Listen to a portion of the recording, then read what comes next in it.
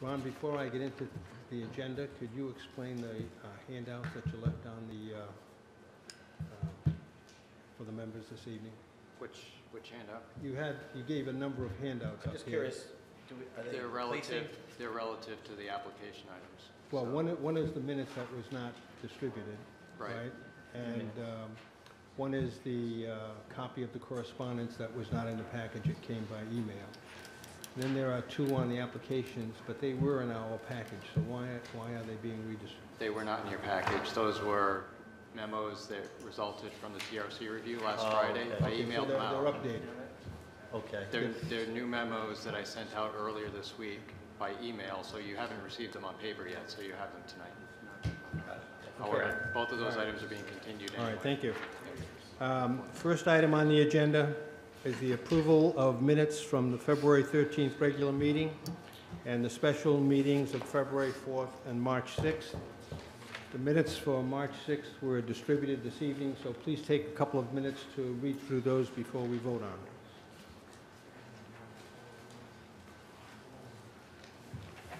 You want to do them separately?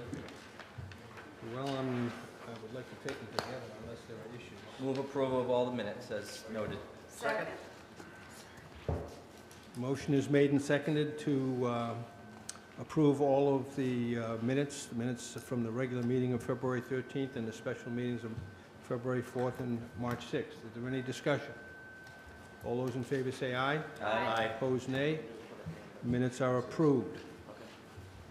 Second item is correspondence. First is an email correspondence of Pam Purvis, 20 Baldwin Road, dated February 13th, 2019, regarding the Atlantic Beach District.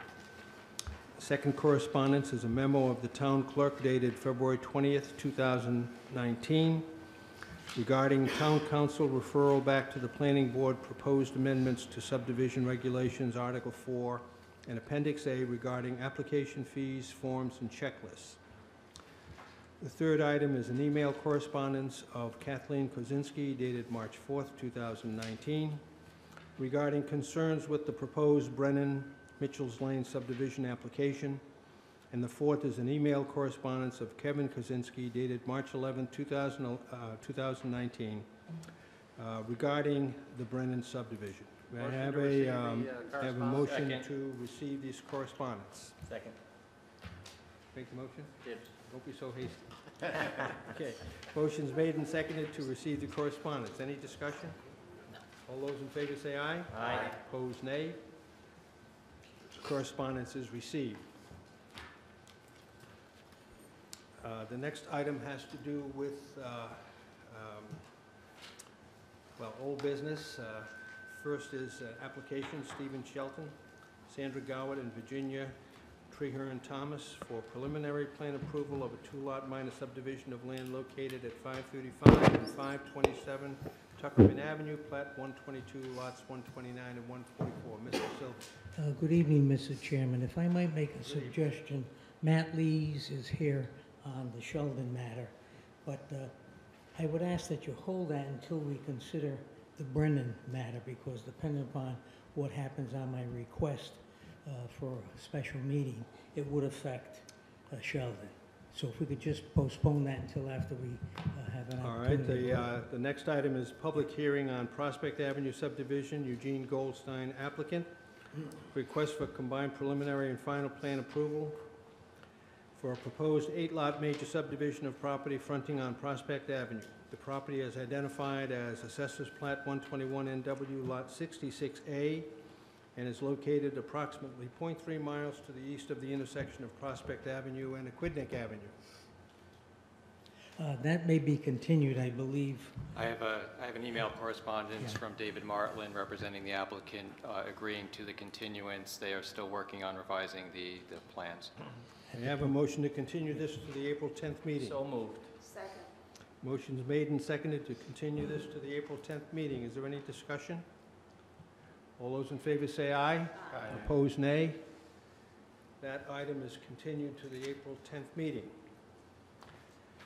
Item 4C, public hearing, request of Brennan Realty LLC, Bernadette Realty LLC, and Mark Byrne Realty LLC for preliminary plan approval, including requests for waivers from certain provisions of the subdivision and land development regulations for a proposed 11-lot major subdivision of property fronting on Mitchell's Lane.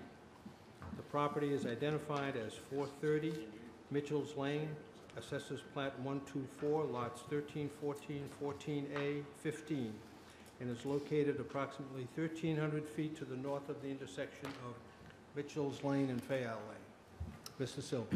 Good evening, Mr. Chairman, members of evening. the board. For the record, Robert M. Silva of the firm of Silva, Thomas, Motlin, and Offenberg, representing the Brennan interests. We recently had a technical review take place, and it was completed. I don't believe Mr. Belansky's had a moment to prepare the written recommendation, which was to approve the subdivision with conditions. And at that point, I was prepared to go forward, but thereafter, I received an email from Mr. Delansky suggesting that the board, because there's a new membership composition, if you will, that wasn't there a year or so ago when the site visit took place, that the board might want to have another site visit. If Yes, that's the case. that's true. We have 3 new members, so only Yeah. half the board has seen the site. Yeah, so I understood that, and with that, I would not have any problem agreeing to an extension of the time within which the planning board had to make a decision.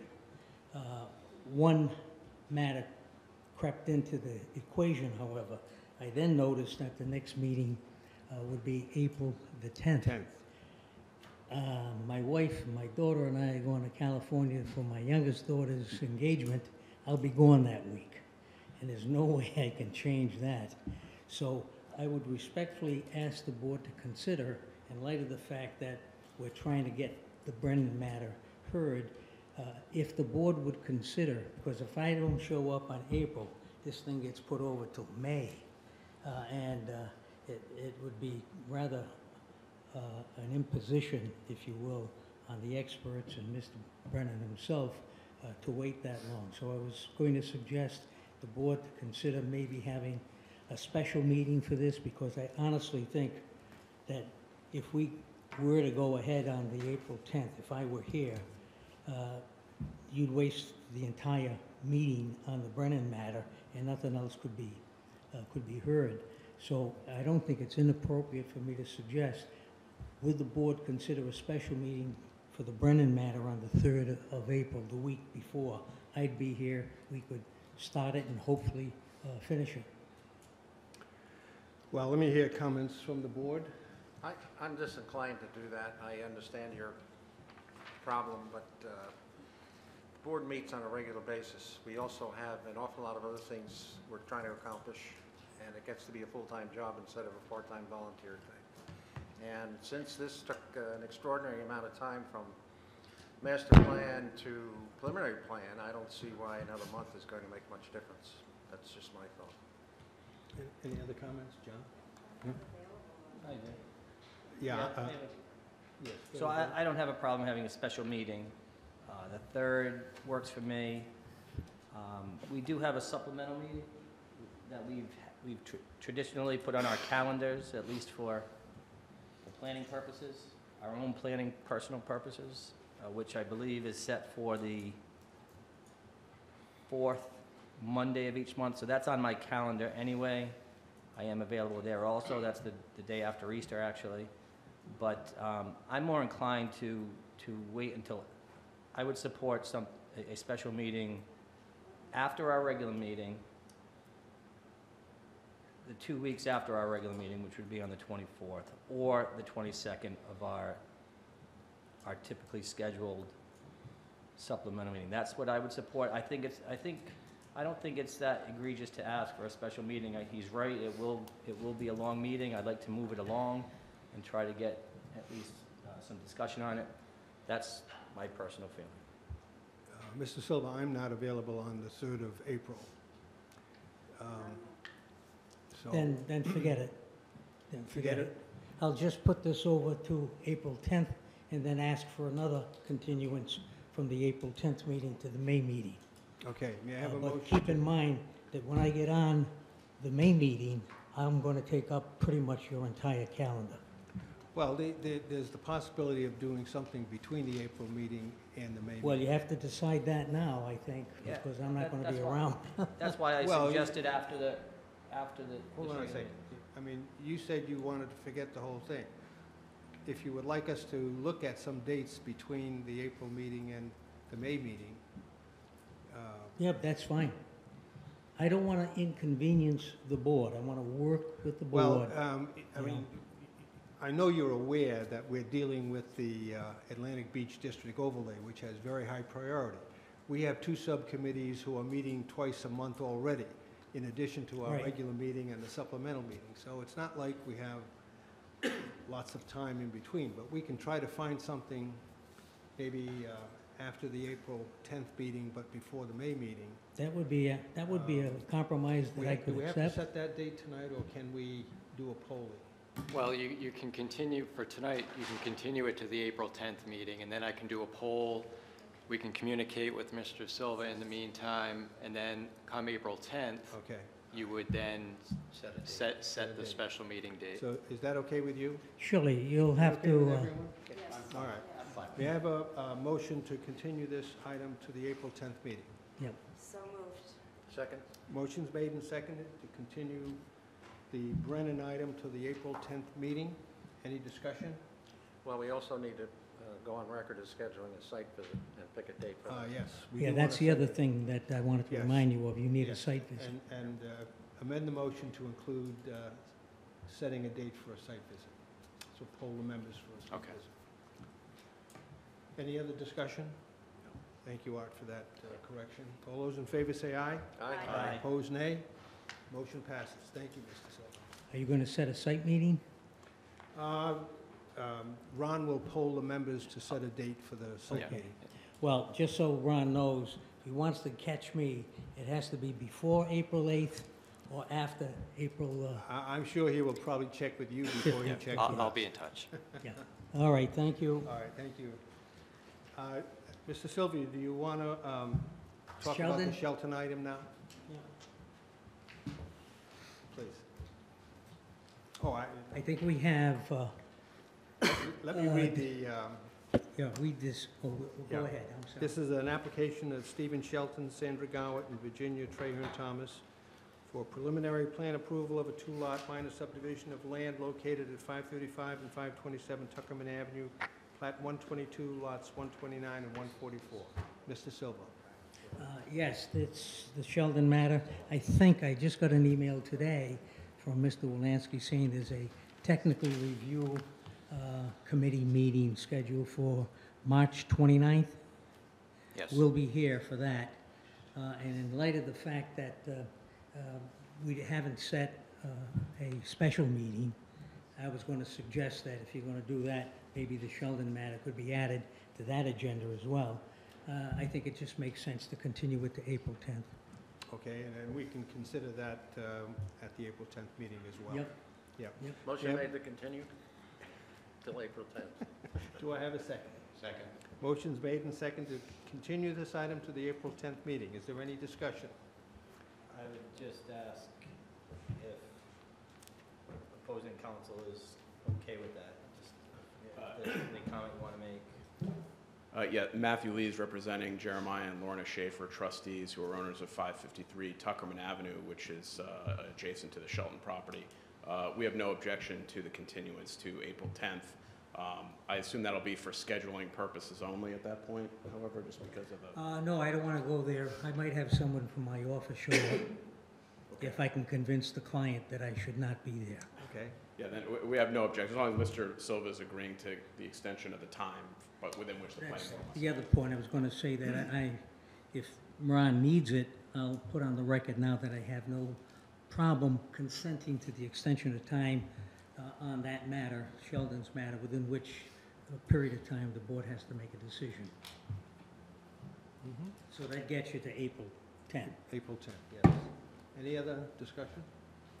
All those in favor say aye. Aye. Opposed, nay. Motion Thank passes, you. and this item is continued to Yeah. April 10th. Thank you.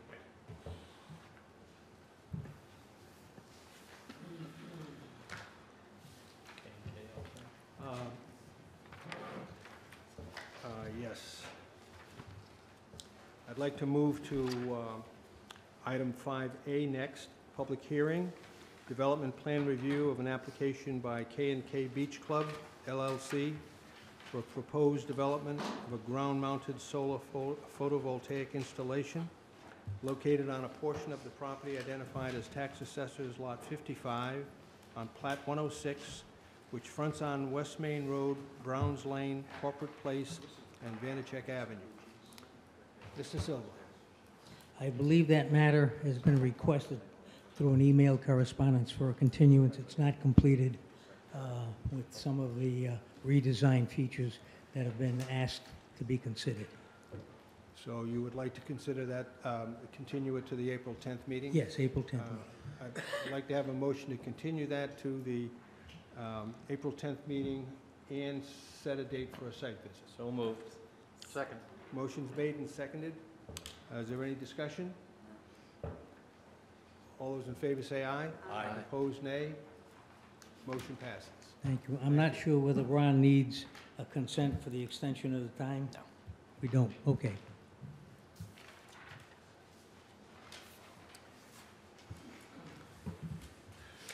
The next thing I would like to consider is item 5B.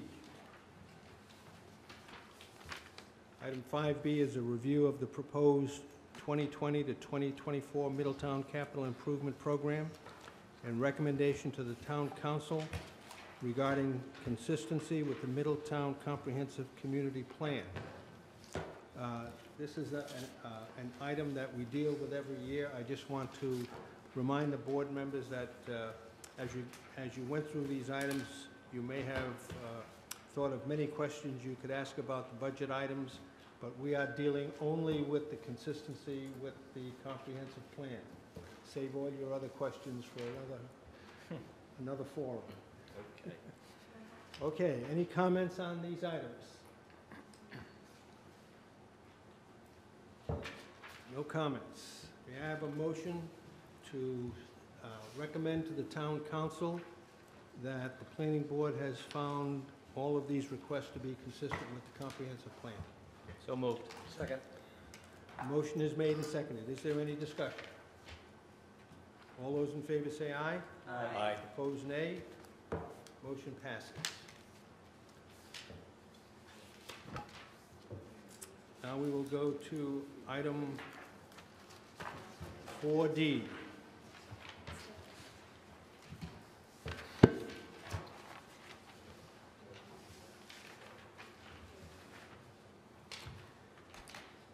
Item 4D, consideration of options for amendment to Middletown Rules and Regulations regarding the subdivision and development of land regarding pavement width.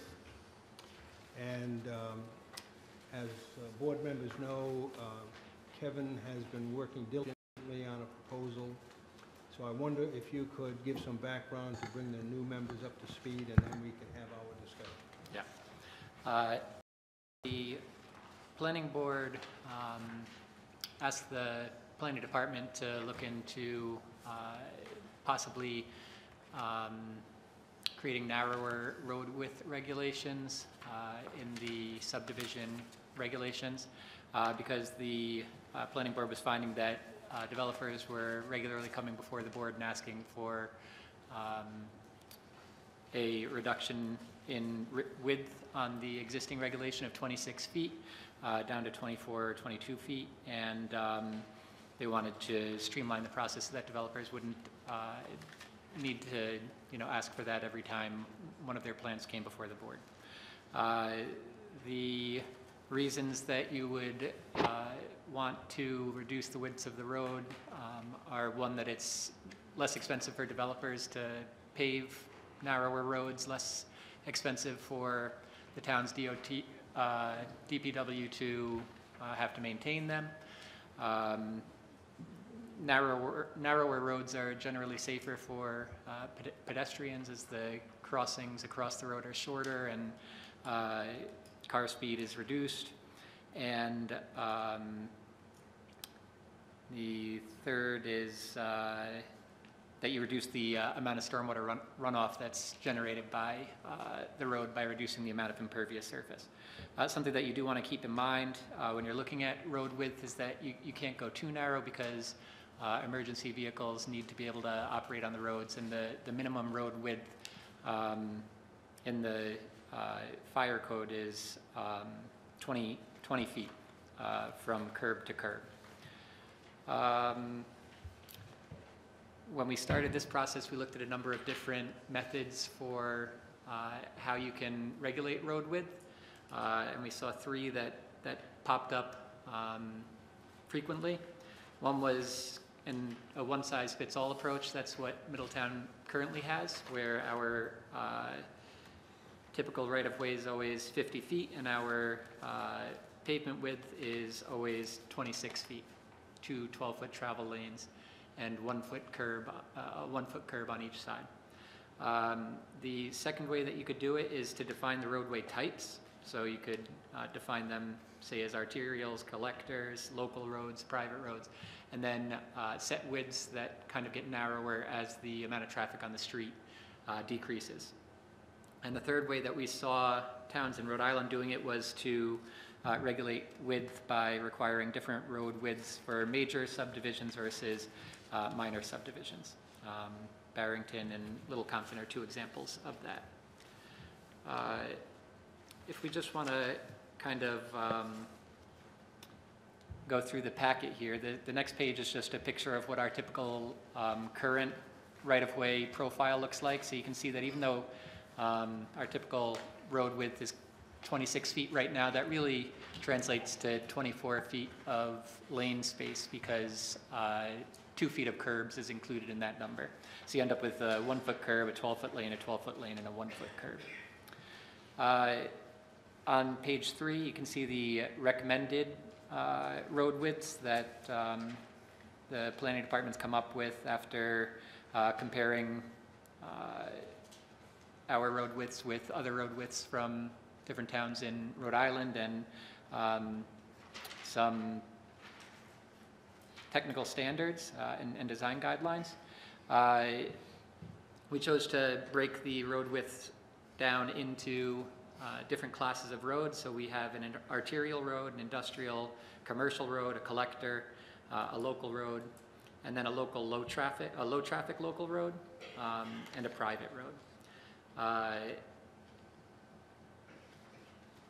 The arterial roads would be basically up to the planning board's discretion for each project. An arterial road is like East Main Road or West Main Road.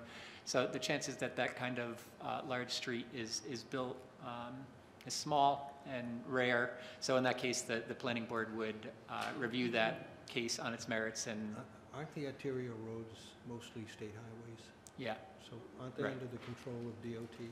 yep, yes. This would be for new roads. If there was a new road to be built in town, the planning board would have the authority to determine what Oh, the we would. standard is.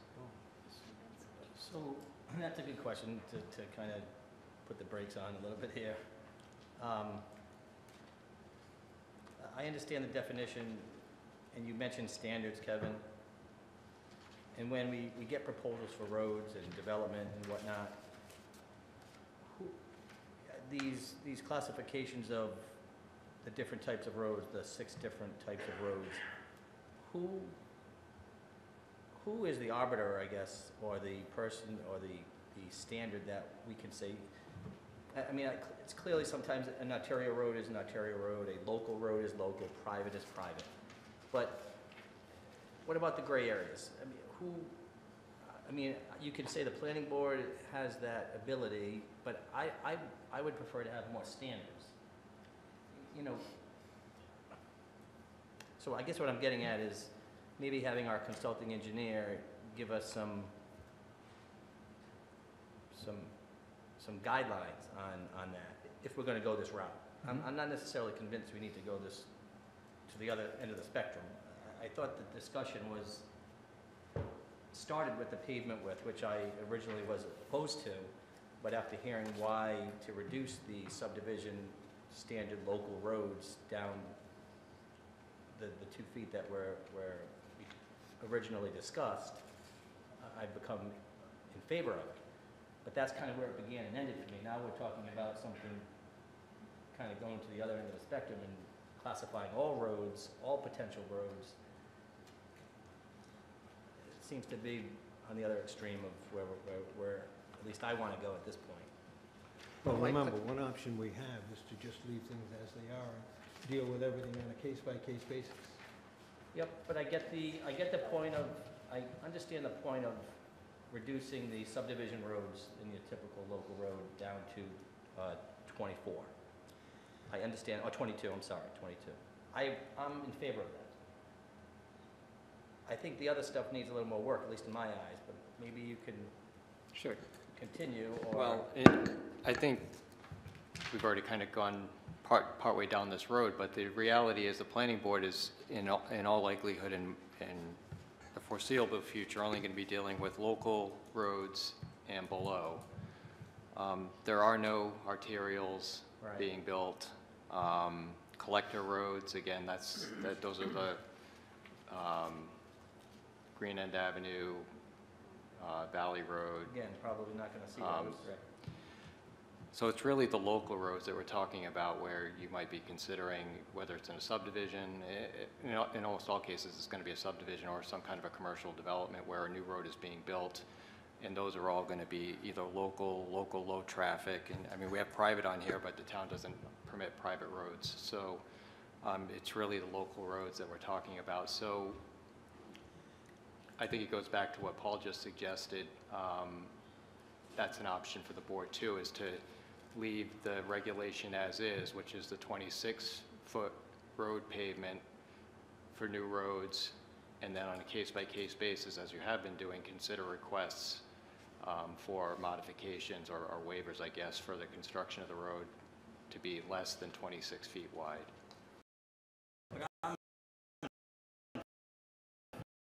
As Paul said, and we can differentiate according to the needs of the development. Okay, I have a question first. Can you elaborate on the difference between local and low-traffic local? Sure. So Why is that differentiation made? in terms of the different road types, arterial, collector, and local and private are kind of the four basic ones that most towns have defined. And then a number of towns also included this industrial commercial. That'd be like if you have some kind of industrial or large commercial development going in where there's going to be a lot of truck traffic going through. You set a road width for, the access ways to, where those trucks are going to be driving most. Whether or not you actually need to set that or it could be done on a case-by-case basis is up to the board, and you could knock that one out and do it on a case-by-case basis. But if you wanted to regulate it, this was recommended as a adequate width to be able to accommodate truck traffic where you might have two trucks passing in either direction. I'm sorry, I wanted a little differentiation between local Right. and local So- low traffic. So local and low traffic local Just was the number another. of households, right? What's that? Just the number of households? Yeah, it was based on the number of houses Why not just treat them served all by as a road. local? I'm sorry? Why not just treat them all as local? If the intention is to reduce the road widths, then the idea was that you could reduce the road width further for the low-traffic local from the local. So if you have 25 lots being served by the local road, and then there's a cul-de-sac that shoots off of that and serves an extra 5 lots, that could be a narrower road. But if that's too complicated, then you could just do the local. Why not just do local 22? Like you said, we have the ability to Yeah. make that modification. The only thing I'd say is, we got to this exercise because we keep getting, just about every subdivision we do, we get a request for a waiver to reduce the width. I'm in favor of that, and I'd like to move on that. Bring it down to 22 and be done with it. I think that, and then beyond that, Paul, we have the ability to maybe consider a low-traffic local road if it's proposed. But I think that's kind of black and white in my eyes. But that's just, I've got a question or a comment. When we talk about a curb, are we talking about the Cape Cod berm? Yeah, Okay, we're not talking necessarily about for a the most concrete part. curb itself, but the Cape Cod berm. Yeah. The town standard road includes the Cape Cod berm, but certainly Yeah. We put in, granite or concrete curb could be used. Or granite. But that, we've put in granite What? curbs. Or granite. Yeah. Yeah. I'm in favor of granite yeah, curbs. I know, granite. And I think, Bill, in response to your comment, I mean, every one of these road waivers has to be okayed by the fire chief. That's another, that was my basis, our basis of doing this, but not only the fire chief, but the town engineer and consulting engineer support this because it's less impervious surface. it Fire supports the truck drainage, access, that kind of thing. And Yep. fire also. Yep. So that's why I support it, is because our town consulting engineer, our town fire department, they all support it also. So is it possible that we could just modify the ordinance to combine what you have called local and local low traffic into a general local Mhm. category and say that has a 22-foot road width, Mhm. and just make that change? How does that sound with everything? Well, let's see, the local requirement here calls for 10-foot travel lanes, 1-foot curves, but it says nothing about sidewalks. Yeah, sidewalks are a great concern in many of these developments. Are sidewalks up to the planning board as it seems to be on all requests? Yeah, the way the regulation now reads, it's sidewalks should be installed where, Yes. not quoting directly, but basically where appropriate and as required by the planning board. There's no requirement to install a sidewalk unless the planning board feels that it's So we still necessary. have that. And we've been consistent, I think, on requiring that when they want a road reduction. We have that option. Yeah. So we leave the sidewalk option the way it is now, where the planning board has the option. And may I have a motion No. to amend the ordinance such that local roads require a 22-foot road width? All local roads. Nobody's making that motion? Say again, I'm sorry. May I have a motion, saying we're going to keep the sidewalk question the way it is now, so that the planning board has the option to request sidewalks.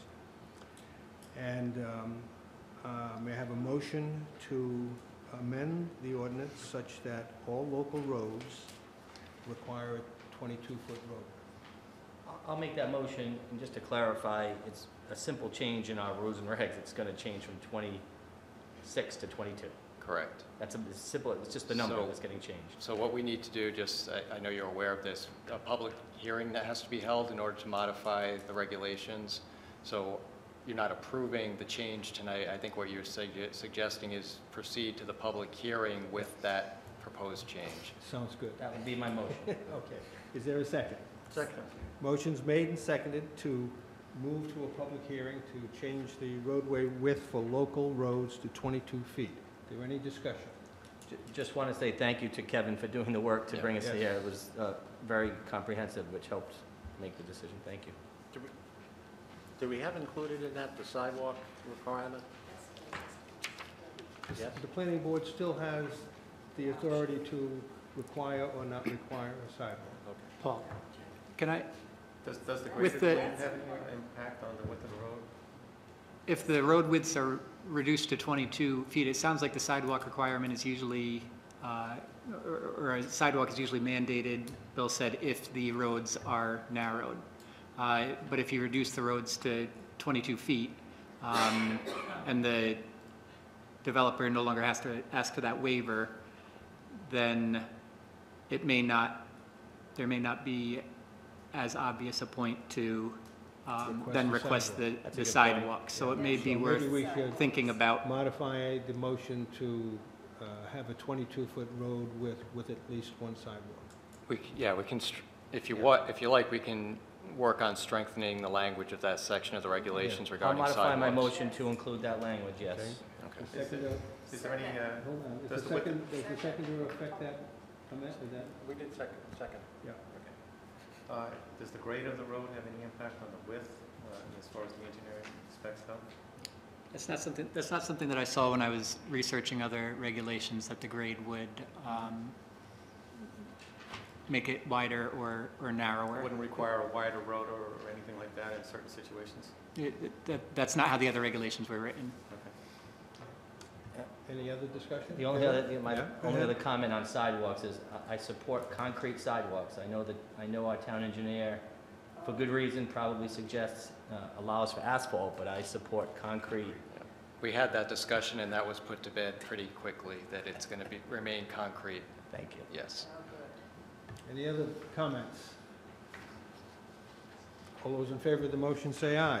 Aye. Opposed, nay. Motion passes. Thanks again, Kevin. Yes, thank you. But before we move on from that, there's actually there's more to come. Uh-oh. I had, along with this, looked at cul-de-sac width. And we talked about this the first time that I had spoken to the board about this. I put it into just a format that was a little bit clearer to see, because the previous rendition of this, it wasn't exactly clear, the comparison of the recommended widths to other towns.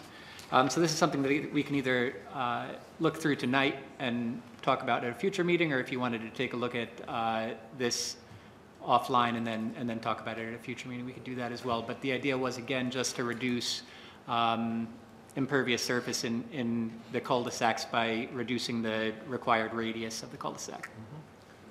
I don't have a problem if he wants to give it's a pretty standard concept of reducing road width for obvious reasons. If you want to touch on it now, within the discussion of just the cul-de-sac Yeah. radius, for the reasons why we suggested the last change. Sure. Why don't I'm you- okay with it. Why don't you go through with it? We have the time tonight to deal with it. Okay. So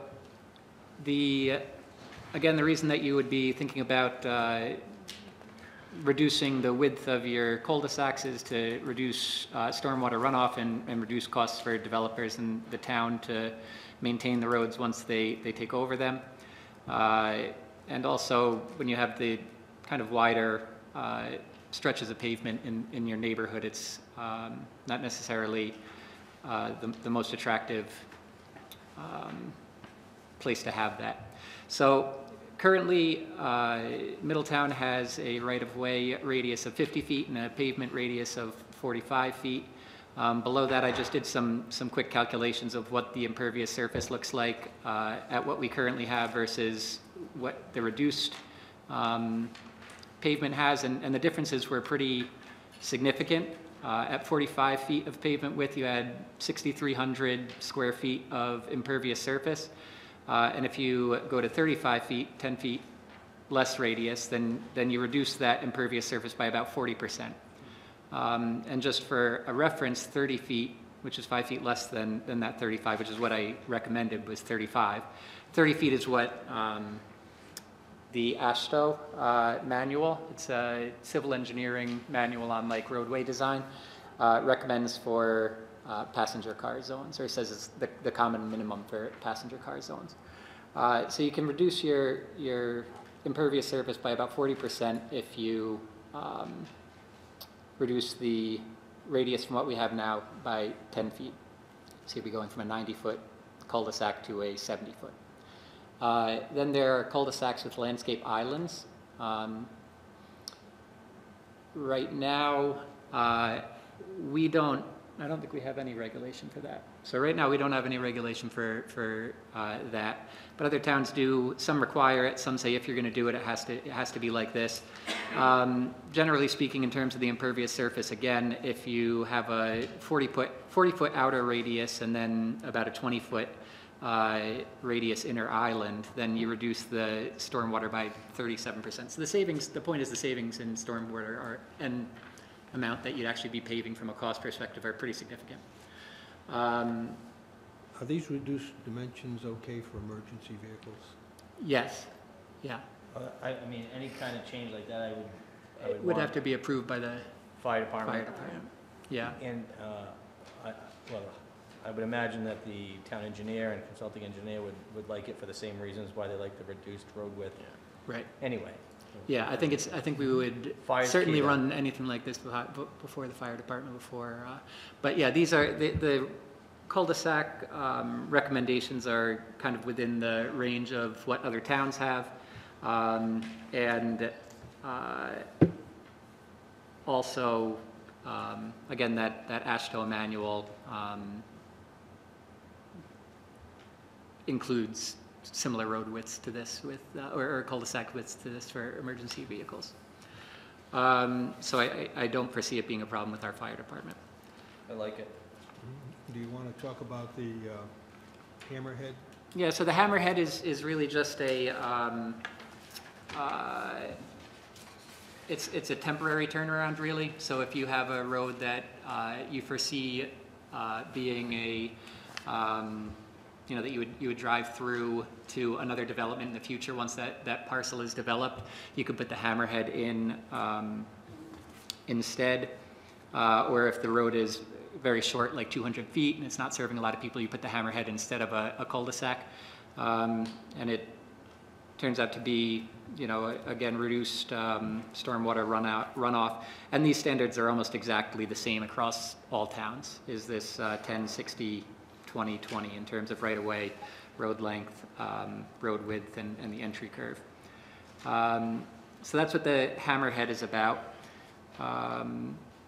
And yeah, in terms of the recommendations, I recommended a 45-foot radius, which is, or 45-foot radius for the right-of-way, 35-foot radius for the pavement, so that gives you a 10-foot buffer between where the property line kind of begins to plant street trees or have sidewalks, and then you end up with a 70-foot cul-de-sac. For temporary cul-de-sacs, I made the cul-de-sac smaller just because the nature of it is that it's not going to be there as long and would be renovated once the new development went in anyway. So a lot of towns have smaller requirements if the cul-de-sac is considered temporary in nature. Again, if it's going to be extended to another street, if another development is likely to happen on the neighboring parcel. And then if you're going to have cul-de-sacs with a vegetated island, you want to have a slightly wider width so that, again, those cars and trucks can kind of make the turn around the island. You can see some pictures of what these cul-de-sacs look like in terms of the width on the following pages. So 45 feet with an island. 45 feet is currently our standard, but has an island in it is the first one. 45 feet without an island is the second one. So you can see that that's what our cul-de-sacs would look like right now if we built a new one, is the second one down there on the street that starts with P. The third one is 37.5 feet. You can see I added in the aerial view the size of a car as it drives through that cul-de-sac, just to give you an idea of about the amount of size that you'd have if you're driving around in there. So it doesn't appear that you would be unable to, make a one-loop turnaround in any of these situations, even the 37.5 here, which is the smallest picture that I have. And then the one below that is a 42-foot width with a 22-foot road, so you end up with about a 20-foot island there in the middle. So that just gives you a visual idea. On the following page, you can see just a quick, another feature that I would just recommend doing if we were going to go forward with making this change now. Just require that the cul-de-sac be tear-shaped rather than circular, or the island in the middle of a cul-de-sac be tear-shaped than circular if you're going to go with an island one. You can see the one with the check mark there has the tear-shaped, and it just, again, reduces the amount of impervious surface and paving that has to be done. Instead of on the top, you just have the circular island, and you end up with kind of a triangle of space there where it's just pavement that nobody uses. And then following that, you can see what other towns are doing in terms of their cul-de-sac if you wanted to look at that a little bit more closely, after the meeting, before the next time we talk about it, and just see where the recommendations that I've come up with fall in line with these other towns in Rhode Island that have cul-de-sac regulations, and see if you're comfortable with the recommendations that I'm proposing. Kevin, can you go back to the tier shape again? Sure. Just maybe say that again, just because I'm trying to process it. So if you have a cul-de-sac and you have an island in the middle, so that you just have kind of a stripe going around, a stripe of pavement going around an island, if you have a circular island, perfectly circular island, okay. People that enter the cul-de-sac and people that exit the cul-de-sac kind of leave this triangle of space at the front of the cul-de-sac. Right. That's just nobody drives all the way around the cul-de-sac. So there's just kind of dead space of pavement there. Whereas if you make the island kind of a teardrop, so that the point of the teardrop is facing you as you enter the cul-de-sac, you enter to one side and then you'd exit on the other. So you can't do a, You can't do, circle. right, you can't do like a race car celebration. That's what I meant. Yeah. That's a fringe, a benefit of that. Except for the kids. That we didn't intend on that, but I The I like island that. gets in the way of that anyway. I If like you that want for it- the impervious reason, Yeah. and that makes sense to me, I get it, thank you. Yeah. So, yeah, I think that it sounds like you haven't had a chance to review the cul-de-sac information in detail here, so if you We're just gonna run want. it by the fire department anyway. I mean, I don't have a problem with Yeah. I Moving mean, forward with- I've read this and, conditioned on review of the fire department. yeah. I mean, I would, Everybody feel the same way? We could go forward with this? Conditional approval based on the fire department. Yeah, sure, Yeah. sure. I So move that- what are you approving? The recommendation, Kevin's recommendation? yeah, I move that, on a motion? Go ahead. I would move that the town planner further investigate, as proposed here today, what we just talked about, reducing the cul-de-sac. And, I mean, obviously, we've already done the first one, but this is reducing the cul-de-sac as just previously discussed and spelled out in this document, Plus the hammerhead and the teardrop. including the hammerhead and the teardrop, correct? So, just Subject so to we're the clear, approval. we can run this recommendation by the fire department. Yes. Do you want to go ahead tonight and move this on to public hearing, and then in the intervening time, we'll check with the fire Yes. department? Yes, All right. conditioned on review of the fire department. All right. Second. Motion's made and seconded. Any further discussion? Could you go over the motion again, just to make sure that we have it straight? You are requesting that a public hearing be scheduled to consider the recommendation of the planning department relative to cul-de-sac width, radius, as presented on page 11 of the handout. Teardrop and teardrop? Including the hammerhead hammerhead. and the teardrop. If that's what you want, sure. Yes. Yes, and conditioned on a review of the fire department. Review of the fire department. Right. Okay. Motion's made and seconded. Any further discussion? All those in favor say aye. Aye. Opposed, nay. Motion passes. There's more? Is there more? There There is more, isn't there? Well, there On is, that but page. we'll skip it. Yeah, The other things I just wanted to, can go out in an email for the time being, I think. that's good. Okay, the next item is 4E, consideration of recommendation to the town council for creation of an historic preservation commission and voluntary historic district with incentives. Again, Kevin has done a lot of work in preparing this draft, a lot of good work in preparing this draft, for which we thank you very much. And I wonder if you could present a background for the benefit of the new members of the board. Sure. So this draft ordinance is an effort to align the comprehensive plan with the town's code of ordinances. The comprehensive plan makes it clear that the preservation of historic resources is important to the residents of Middletown. And as a result, the planning board created a subcommittee to look at the best way to move forward with that. After researching various approaches, the subcommittee settled on the creation of a voluntary historic preservation program where property owners are incentivized to preserve their historic resources in return for tax credits and other incentives. The ordinance focuses on historic and architecturally significant structures, as well as designed landscapes, sites, which would include things like military sites, landmarks, and archaeological sites. And each of those were mentioned in the comprehensive plan, which is why we included them in the draft ordinance. The way that the ordinance works is it creates a 5-member historic resource preservation board, which would be appointed by the town council. The board would meet monthly or as necessary to consider and decide upon applications from eligible property owners who are seeking to preserve their historic resource in return for the incentives that are laid out in the ordinance. So eligible property owners are people who own property that would be included in Middletown's historic resources list. And that list would be created by the board that we're talking about creating. So it would include all of the historic structures in town, all of the historic landscapes in town. And if you, as a property owner, have one of those on your property, then you can be eligible for the incentives in this ordinance. The duties of the board initially would be to determine what qualifies as a historic resource, so to define what a historic structure is, how old does it have to be, does it have to meet any other qualifiers, to develop the rules and procedures and the preservation standards and forms and everything else that would be necessary to make this ordinance work. The board would also collaborate with the Middletown Historical Society on developing other programs to help ensure the preservation of the town's historic resources. So that could be things like public outreach program, or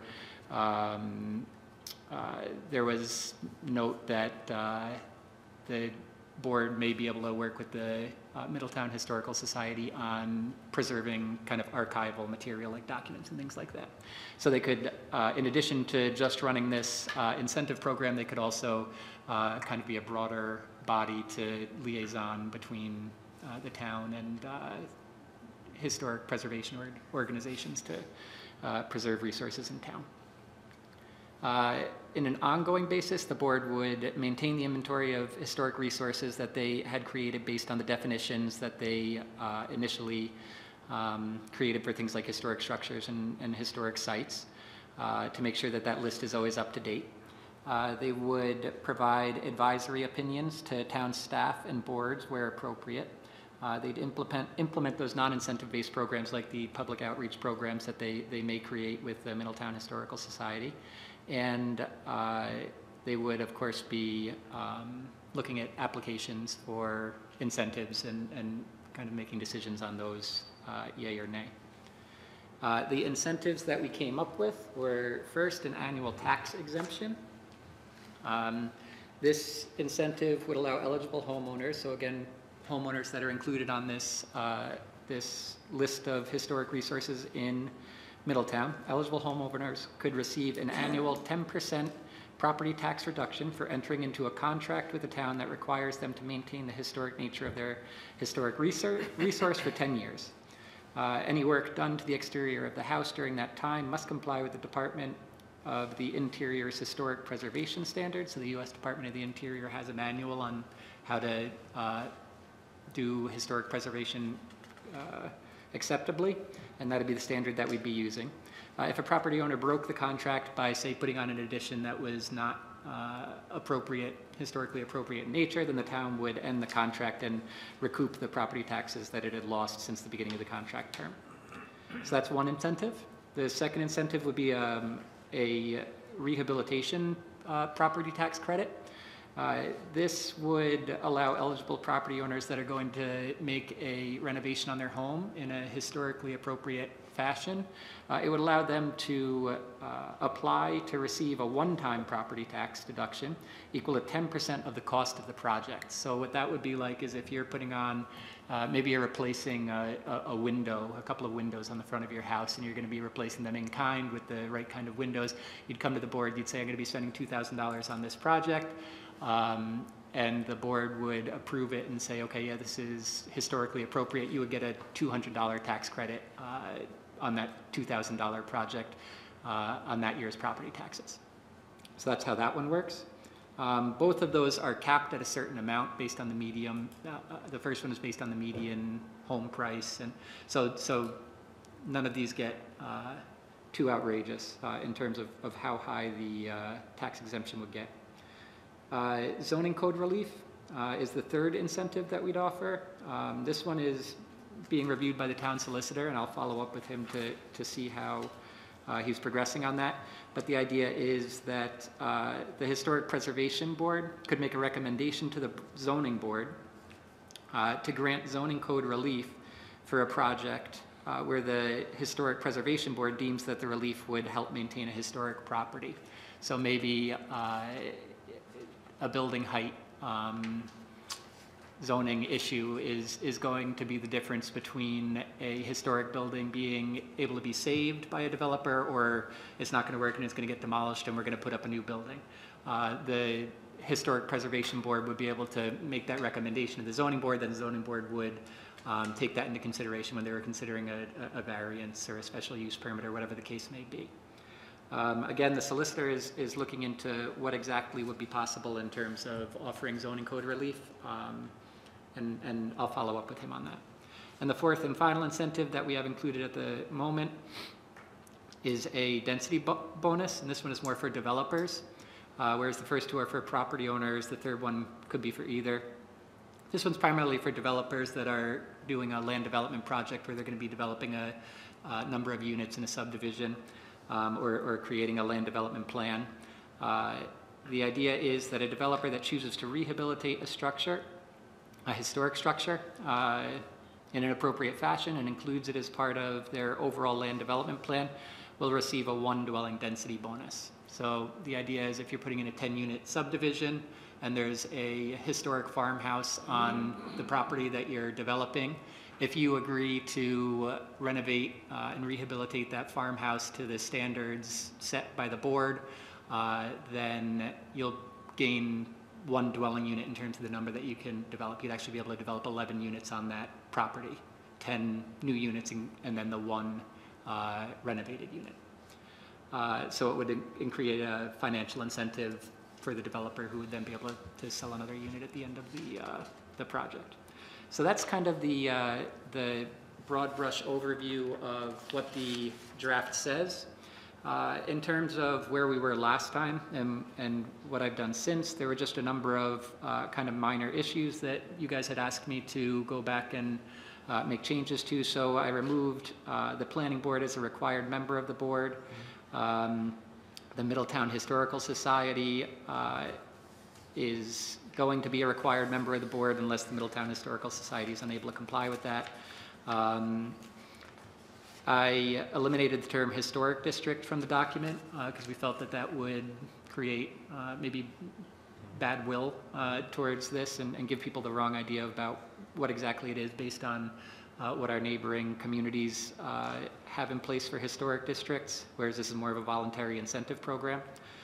So now we are using the term, instead of being part of the historic district, you're part of the Middletown Historic Resources list, which I think is more accurate to what we're doing anyway, as it was never going to be a geographic district. Let's see. Kevin, Yes. On that, I like that idea, getting included on the properties, but there is the ability for stuff, items other than properties to be included, right? We talked about that. Yeah, so I guess the property would be marked as a historic, yeah, we There's could, different types of resources, so you Right. have buildings, Landscape. landscapes, Cemeteries. stone walls, things like that. So there's, Stone wall, yeah, so, but they're on the property. I think we'd identify it, we'd list it, and then identify the item or the Yeah. subject item. yeah, I can think a little bit Something like about I was that. thinking of, Yep. but I think No, that's a good point. Great idea. That's a good point. so the way it's I guess Can you addressed give me here an is you've got primary resources and secondary resources. So those other items, whether it's walls and such things, would be considered a secondary resource, and the ordinance as drafted deals with them a little bit differently. You just get a smaller incentive if it's a secondary resource that you're saving. Can you give me an example of a historic landscape? I don't have an example of one in town, but it'd be. Second Beach. What's that? Second Beach? Yeah, Second Beach, yeah. Okay. It's not privately owned, but yeah, I It's think, like a natural resource, right? Isn't it? yeah, Paradise or a Park? military site, yeah. Green End Fort, yeah. I think the idea is that it's something that was intentionally Yeah. created by a landscape architect that is historic to the time period that it was created in. So maybe it's like a Victorian garden created by X important landscape architect. Something like that is the understanding that I have of it based on kind of the research and examples that I was seeing elsewhere. It could be a natural landscape also. Yeah, I think that would fall. I think were natural heritage sites or something like that was included. But yeah, natural landscapes were also included one way or the other. Art? Yeah, I was glad to see District come out because we don't obviously have the groupings like Newport does. Right. Now, the other thing you're talking about, Historic Preservation Committee, these people are not your friends. They're going to tell you what color you paint your door, what color you paint your house, and what kind of windows you can put in. And I know this because having been in real estate for a long time and dealt with people in a historic house that wanted to put in a 21st century window, they couldn't do it. Right. So just from my experience in Newport, which sometimes has not been good with a lot of these folks who decide they are the upkeepers of the 17th century. Right. There's really got to be some common sense and balance on it. I think, That's why it's voluntary. I was going to say, I think what you're saying is right. Right, That, I know. If you sign up for the tax thing, you got to go with the program. what was that? If you're going to do the incentive program, you're going to have to play by the rules. Yeah. Yeah, I think that's what it is, right? So because this is a voluntary district, if you want to put in triple pane windows, then you can go ahead and do that. But I agree that the board would probably say, no, that's not going to fit under the guidelines of this particular program, so you're not going to get the tax incentive. But it doesn't stop you from doing that. You're just not. You can actually, believe it or not, you can actually find windows that are energy efficient that look like something from the 17th century. Oh, yeah. And that could be However, something that, They're expensive. yeah. Hold on. BJ? Get a word in edgewise here. Yeah. I'll try. I do know that the Middletown Historical Society is very excited and interested in these proposals. Matter of fact, I brought something today just to show you the type of thing that they do. This is an award that they give, and this happens to be, it's given to a historic site in its efforts to protect and preserve the heritage of the town of Middletown through preservation of stone walls. And there are a number of these that have been given out. One was given out to Simmons Farm, for example, for their new stone wall. But the group was extremely interested in being very much a part of this. Yeah, I think another thing that they were talking about in our meetings, the subcommittee meetings, was like a plaque program, which is kind of similar, just a recognition program for people that are participating in the program. They have a lot of material on everything that you're talking about at the society. My great. only feeling is that you've done a wonderful job, but it's a bit wordy, and if it could be condensed into something more quickly readable for if we're thinking about the town council. I'm Yeah. certain they would appreciate something that. Well, before we would have, I would think we would want to bring this to a public workshop before Yes, we a go to public the town hearing. council. Kevin, I have a question. This is not an enforcement agency of any type. No. This is No. a voluntary Yeah. Yep. to help everything is preserve, no voluntary. enforcement powers whatsoever. Voluntary. Thank you. The only enforcement Well, powers the would be if you enforcement- agreed to participate and then Right, reneged on the deal. Yeah. thank you. If they take advantage of the tax incentives, then they have to follow the rules. It's the money Yeah. toward. Yeah. So may I have a motion to move this to a public workshop, but also to pursue the clarification with the town solicitor, and I'd like to ask Chris to help you with that. I will do that, Yeah. absolutely. So may I have that motion, please? Motion made. Second. Motion made and seconded. Any further discussion? All those in favor say aye. Aye. Opposed, nay. Motion passes. Again, good work. Excellent. The next item is item 4F. Consideration of possible amendments to the Middletown Rules and Regulations regarding the subdivision and development of land regarding fire protection, proposed paragraph 522, and exterior building materials for commercial buildings, paragraph 521.2.c. Let's deal with fire protection first. Ron, could you give some background? Sure. So this goes back a little ways in discussion about a desire to, well, it started with a desire to amend the subdivision regulations to require cisterns where necessary to provide for fire protection in parts of town that don't have public water. And then the discussion expanded into also looking at residential sprinklers as also something the town should consider at least either requiring or incentivizing. So through those discussions, I was asked to draft a proposed amendment to the town's subdivision regulations, development regulations that would address both of those potential options. So what you have in front of you tonight is a draft of an amendment to the regulations. Quick summary is that it would require the installation of cisterns as parts of development where public water is not available. And it would incentivize the installation of fire sprinklers, residential fire sprinklers, anywhere in town, whether there's public water or not. And the incentives for doing such, there's, I guess, 5 potential incentives, and these, of course, are open for discussion. And I think Paul suggested we might do a public workshop on this item as well to get some feedback. But the first, one of the 5 incentives would be that if you do install residential sprinklers, the requirement for installation of a cistern could be waived, reducing some of the development costs. The planning board could have the discretion to reduce road width, which you do anyway, but I guess you would consider reducing road width even more perhaps, but no less than 20 feet in width if sprinklers are provided.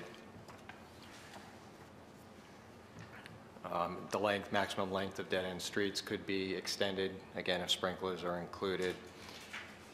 Review fees for fire department reviews of plans could be waived. And then the last potential bonus would be a density bonus, the addition of dwelling units in exchange for providing fire sprinklers. And the suggestion, or at least in this draft, is the 10% bonus. So if it's, for example, a 10-lot subdivision, you would get 1 additional lot if you're going to install sprinklers in all the homes. So again, those are open for further discussion. I mean, obviously the biggest part of the proposed regulation is the requirement for cisterns, and then also the incentivizing of installing sprinklers if public water, or anywhere in town, whether public water is available or not. A little more work to be done. Some details, I think, still need to be discussed on this. We could move this to a public workshop. I think it's at a point where you could seek some public input. We can present it as it's drafted here during that public workshop, and then let the public weigh in as to what they think. Yeah, so may I have a motion to move this to a public workshop? So moved. We'll have discussion. Do I have a second? Second. Motion's made and seconded. Any discussion? I have some discussion. Now, hold on, Bill. So, a fair amount of discussion. Sorry to do this, but so I'm not a fan of cisterns. However, I've come to realize in my experience is that they're a necessary evil, I guess I'll say. I'm more concerned, I'm more interested in giving incentives for sprinklers, which I'll touch on in a second. But if we are going to include cisterns, which is, again, I think a fact of development in land that doesn't have water, correct, water or sewer. So I think we need to include, as you say in item B, letter A, alternatively, some towns include design specs. We absolutely will need to grab some design specs, and I'd like to look at those, because just saying cisterns opens up a whole gamut of possibilities that I'm not prepared to sit with at every meeting and discuss. So I think we want to narrow it down to some design specs. So that, well, the alternatives are either you lay it out specifically what the cisterns have to be, what the designs are, or you leave it to the discretion of the fire department. It wouldn't be that you'd be, as a planning board, you wouldn't be asked to design the cistern. It would be... Understood, but I'd prefer to have some design specs included in the regulations if we're going to do cisterns. Okay. So again, I've come to realize cisterns are part of what is likely to happen, but going forward, again, my drive for doing this is for residential sprinklers. And under item C, some language items that I think need addressing would be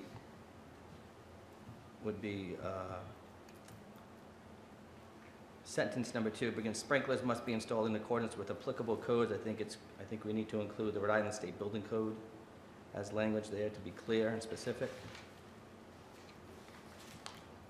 I have a question on, in situations where installation of sprinklers is not required by the building code. I'm not sure that that is necessary because it's not required by the building code and we cannot require in any way. So anyway, that's just some language. I'd like some So clarification You're on. saying just eliminate the, I think it first could part be of that eliminated. I'm not saying I want it, I'd suggest it now, but I think I'd like to have a little more discussion on it, or maybe a look at by our solicitor, our counsel. Under item C, letter A, for new developments where public water is not available but fire sprinklers are installed in all dwellings, I think it's important to note that we're not going to let them put a sprinkler in just one in all dwellings.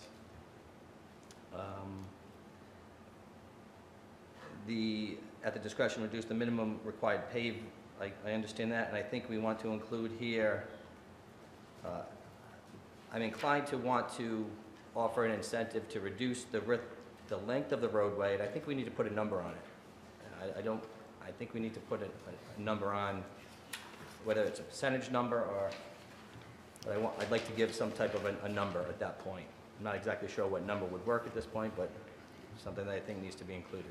So you're talking about C regarding the length of the cul-de-sac? I would say, Is that C. the item you're talking Number about? yes, I guess it is C, Ron. Yeah. Yeah. All right. do you have a suggestion? Well, what is the dead end number now in our regulations?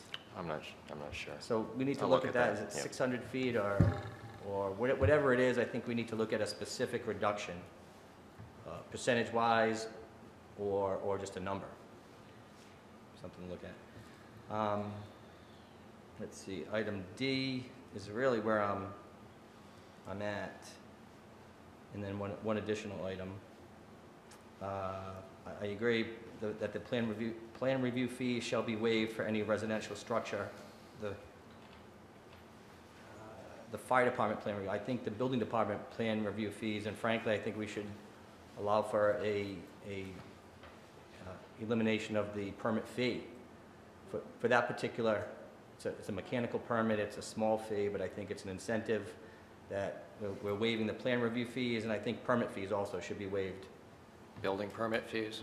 And fire permit fees, just for the installation of the sprinklers, not the whole project. All right. Specific to the actual installation, because you actually need a separate permit to install the sprinklers. Okay? And then I'm wondering where in item E, Ron, the number 10 came from. I know we have to start somewhere, but That's basically what it is. start somewhere. It's a starting point. So I'm uncomfortable with 10. The 10%? 10 or more units. I mean, there are plenty of developments that could support this with 2 units, 3 units. I don't know what the right number is, but I think we need to look at that a little bit closer. Well, I guess the issue is, when you're talking about a density bonus, how much of a bonus are you willing to give? If you're talking about a 2-unit subdivision and you're going to give them another unit, that's a substantial Yes, it is. density bonus. Yes, it is. But it may work. And the land may not be there. Well, it's got to meet all the other regulations. I understand that, but Yeah.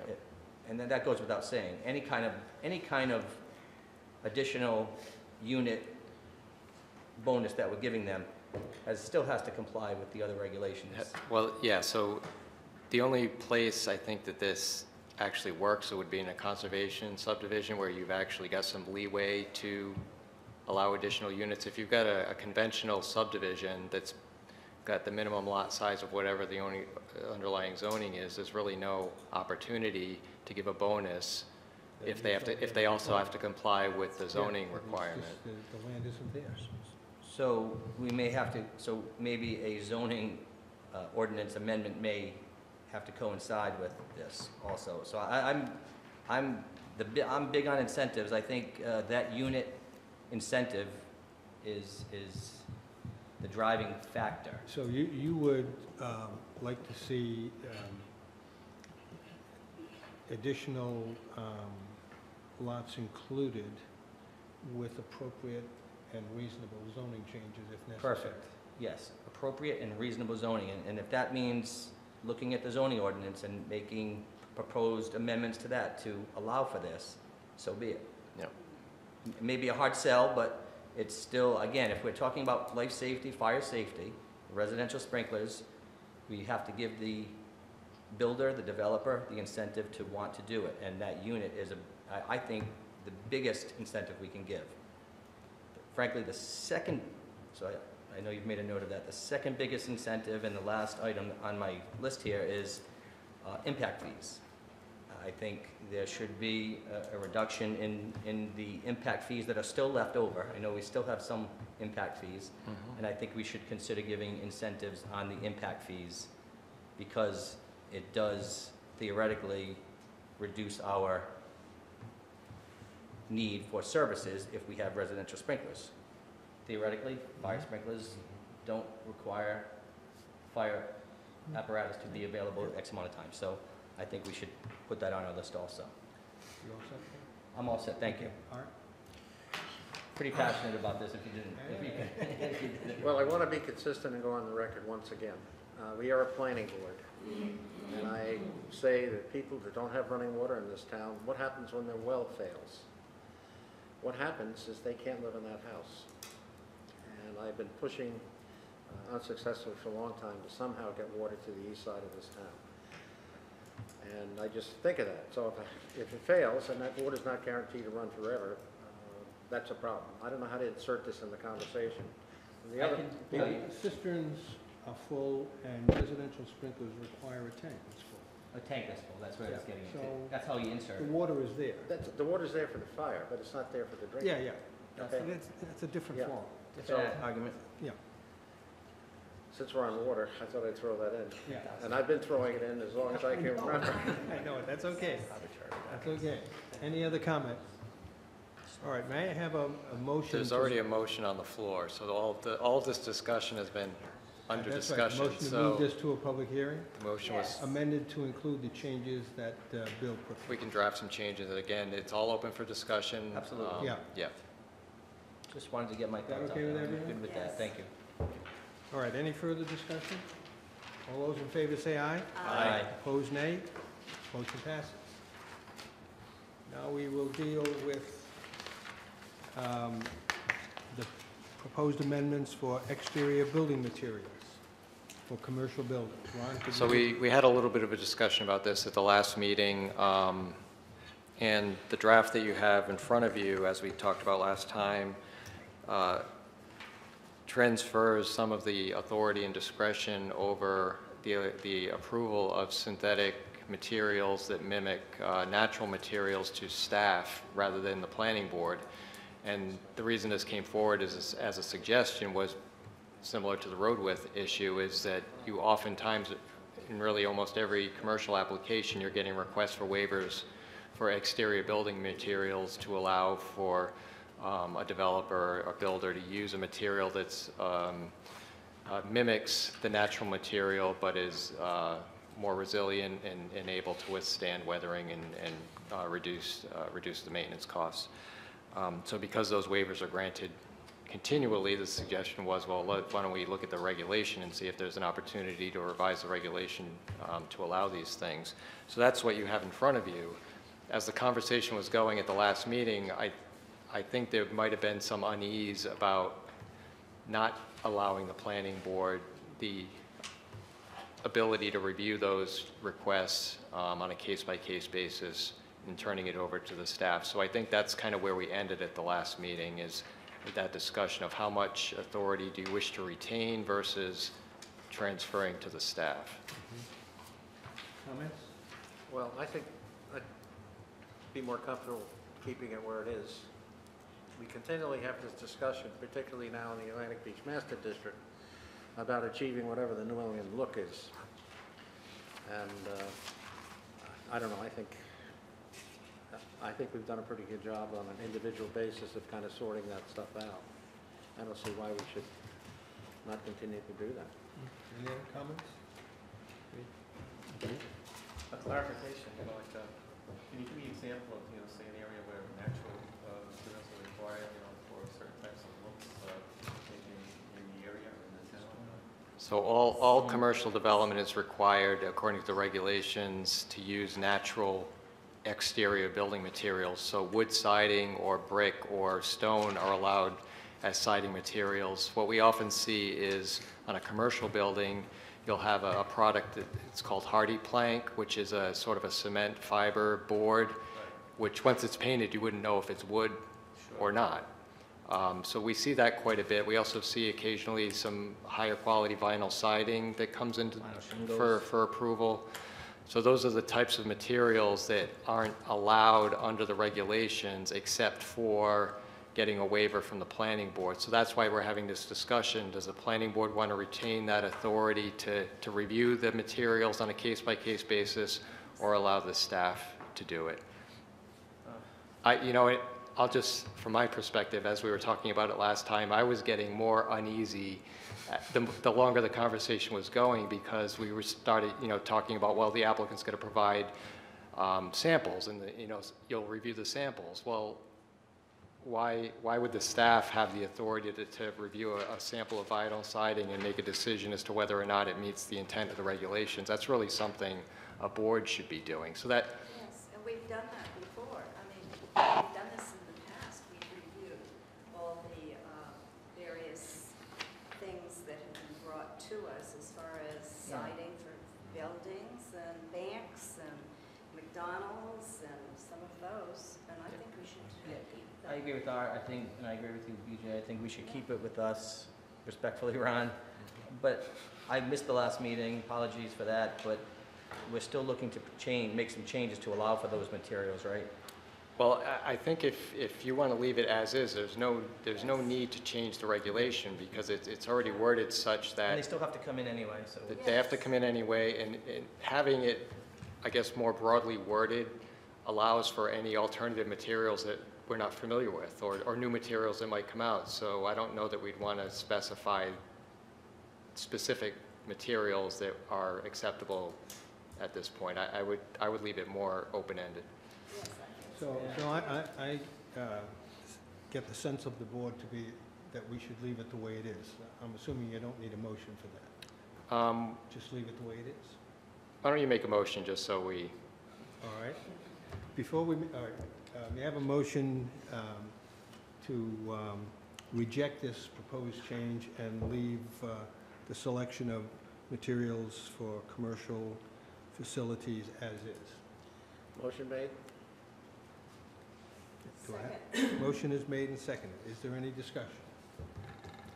I have a question before we vote.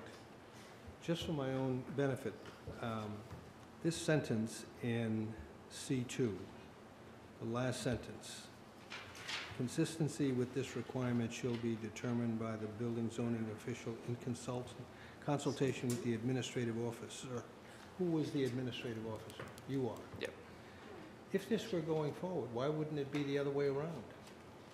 Because the building official gets the applications for development, so he would be the starting point. The planning board has the authority right now, so why wouldn't the administrative officer have that? It could have gone either way. Anyway, Yeah. we're not going to do it, so, We're consulting. well, but it's, So like Ron said, it went to the zoning official, they consult, and then they yeah. make a But anyway, recommendation. I would have preferred the other way around if we were going forward. Okay, any other discussion? So we're voting on the motion to leave things as they are. All those in favor say aye. Aye. Opposed, nay. The motion passes. The next item is 4G, discussion of potential amendments to zoning ordinance Article 27A, mixed-use development project. And Ron, can I ask you to provide some background for the new members? Ron, the memo we got tonight, Has all the pages. oh, the other one The didn't? one you got in your packet, it was double-sided, and I only got, Oh, okay, so I only okay, got half okay. the pages, Thank so you. that's why I gave you that one. So I'll move that. So what this is about is we had gotten some feedback after the mixed-use ordinance was adopted, suggesting that there are some provisions within the mixed-use ordinance that make it less likely to be used, and therefore the town wouldn't be gaining the benefits of allowing for mixed-use development because it wasn't going to be attractive to developers.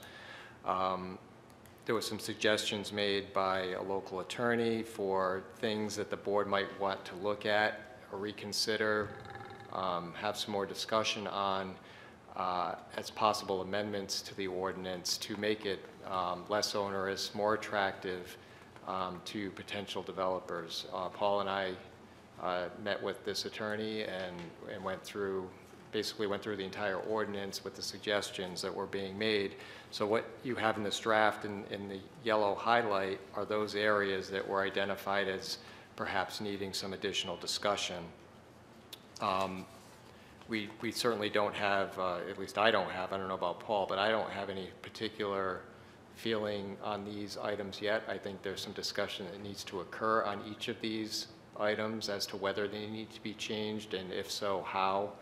And then if in fact the board as a body wishes to make some modifications, of course we would go through the formal zoning amendment process where the board would make a recommendation to the town council, who would then hold a public hearing.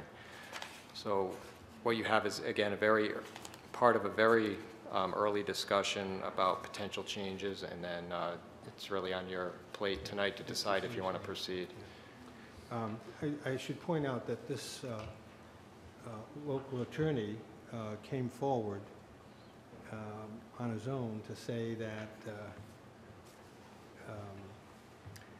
the draft or the ordinance as passed actually had some barriers to applicants who were interested in mixed-use development. And because of that, we sat down with him, and he suggested some changes that would be much more receptive to applicants who are interested in mixed-use development. So what I would like to propose is that we go through these one by one and discuss some of these changes that were proposed. So the uses, I understand this, it goes beyond uses though, but the uses, so we have, what I was going to suggest is that you bring it to the use table committee. Use table committee is dealing with the Atlantic Beach District. I understand that, but I think that's frankly where it belongs, with the attorney who suggested it, because the exercise we went through to get to these uses, we spent a lot of time on it. And it came to the planning board. Do you want it to go back to the use committee? I would think at least the uses of this, because without trying to understand why these prohibited uses are on here and why we now want to revisit them or add a special use permit or just strike them all together. These are some pretty big changes, and there may be valid reasons, but I would suggest bring it back to the use table, but at the very least, the attorney who had those suggestions, I'd like to hear from him, his reasoning. That's how I feel. Okay. My question is, what does SUP mean? Special use permit. Special use permit? Okay. So right now, it would be prohibited, but the suggestion is that you allow supermarkets with a special use permit. I mean, I don't recall all of our discussion on this, but that's a pretty big change, and I think I'd like to hear some justification for that before I support it. So whether we do it here with the full board is fine, but I'd like to have that attorney here if he's not already here. No, he's not here. Okay. I think Bill's on the right track. Yeah. Yeah. I think it's important to hear from him because he put forth some very good arguments, okay? It may be valid for sure. I wanted to hear that. The concern I have is this, Bill, that you have the Atlantic Beach District Use Subcommittee in front of you now, and that has super high priority. Agreed. And I wouldn't want to divert any of that attention from that effort. We're going to talk about that later. Do you think that can be wrapped up fairly soon? Yeah, so Art, we talked about that, right? We think we're close on. Before we get out of here tonight, we need to get a third member to help us. Yeah, we'll do that, but I think we can do it. I think the work is. will you be ready to come back at the next meeting with your recommendation? Yes. Yes. Okay, then let's move this to the Use Subcommittee to be taken up immediately following completion of the Atlantic Beach District use subcommittee work. So Agreed? relative to the uses, correct? And let's bring in Mr. Martland to work with him. So the, It was Dave Martland who did it. okay, that's what I gathered. So everything in this, the proposed changes deal with use changes except for No, there were other things on the timing, too. item 5, right? And there he made a very simple argument that no restaurant wants to close at 8:30. So, Well, or that's 8 o'clock, which was performance standards? Yes. just, to turn off any restaurateur. It's mostly Anyway. it's mostly use related. Usually, except for the It's one setback issue, but one setback issue. But why don't you just deal with all of them on yourself? Fine, we can deal Okay. with them. And then bring back to the Bring it back. full board. So this will go to the use subcommittee. Do you need a motion for that? sure, You do. why not? We have a motion to move this item to the use subcommittee. Motion made? Second. Motion made and seconded. Any discussion? All in favor, say aye. Aye. Opposed, nay. You have it. Motion passes. Thank you. Thank you. The next item are updates, and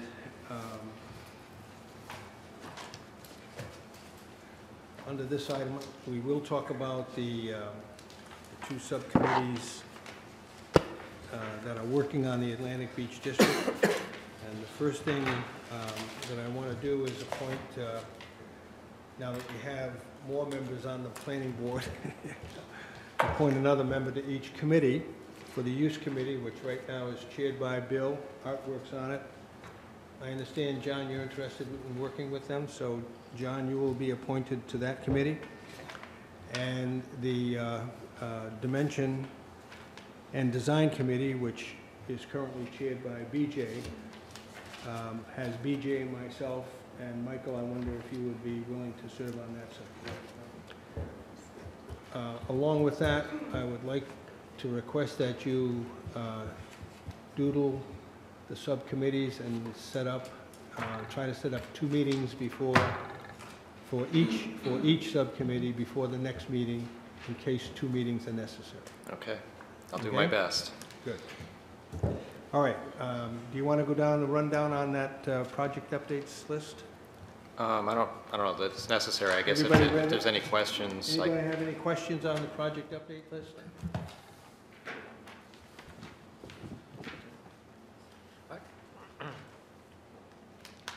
I don't know if this is germane, it's not really on the agenda, but at the last town council meeting, we had put together at their behest from the comp plan, an ordinance for accessory uses for agriculture. Yeah. A lot of work went into that, and it didn't pass muster. So I just often wonder why people would ask for something, and then when it comes to fruition, don't support it.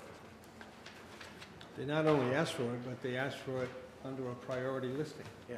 So, but anyway, You really didn't support it either. that's the way it goes. I just have one question on this list, Ron. yep. A number of items are being worked on by staff. Will any of those be ready for the April meeting? You know? Possibly. Well, we'll see. Kevin's working on the airport zoning item. It's possible we could have an early draft. We could have an early draft of that for the April meeting. Okay, Yep. all right. I think if you do the special use table, or if you do the use table, then it's... I assume there's nothing new on BRAC? Nothing new on BRAC? Nothing new on BRAC. Committee reports, the Rural Village District is currently awaiting feedback. Use Table Subcommittee, we've heard about already. Tree Commission. There's a meeting tomorrow at 1 o'clock at the library where the landscaping group will be meeting to look at potential additions or subtraction to that design that they want for the Atlantic Beach area. This is a meeting to try to solicit some ideas that could go into the overlay. And our chairman is invited to come by the chairman of the committee. Open Space and Fields Committee?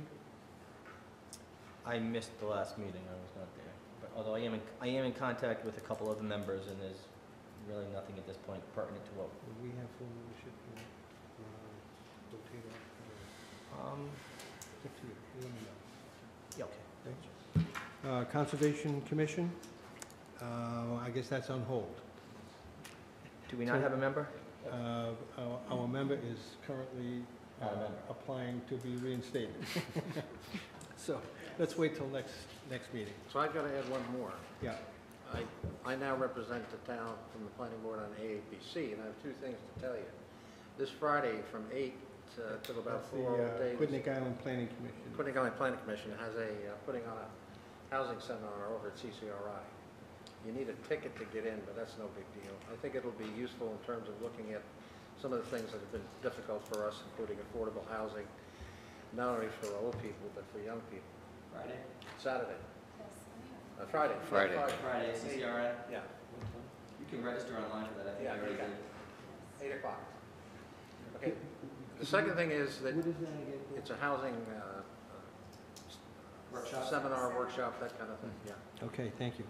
Okay, the second thing is that the Quidnick Island Planning Commission has wandered in space for a little while, and I think we have a good task coming up.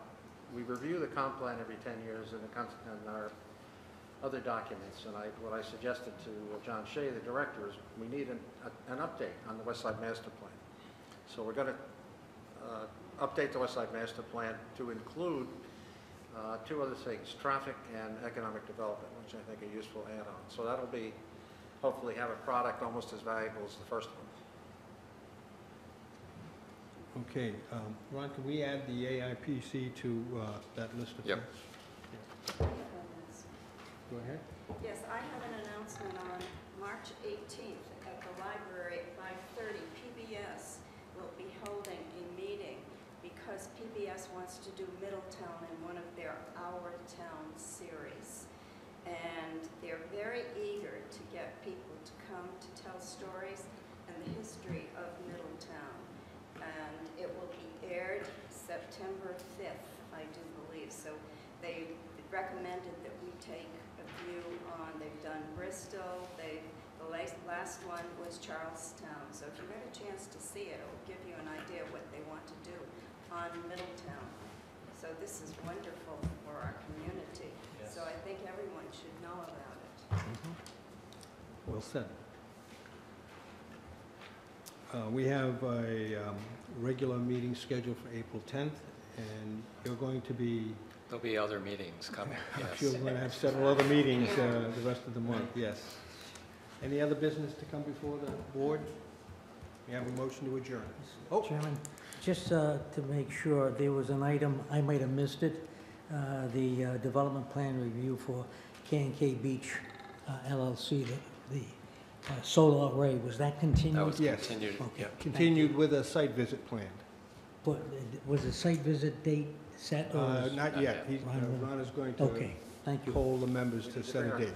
We need our sunglasses for that? We have a motion to adjourn. So moved. Second. All in favor, say aye. Aye. Opposed, nay. Motion's adjourned. Meeting is adjourned. Who was the attorney Yes. that made the suggestion?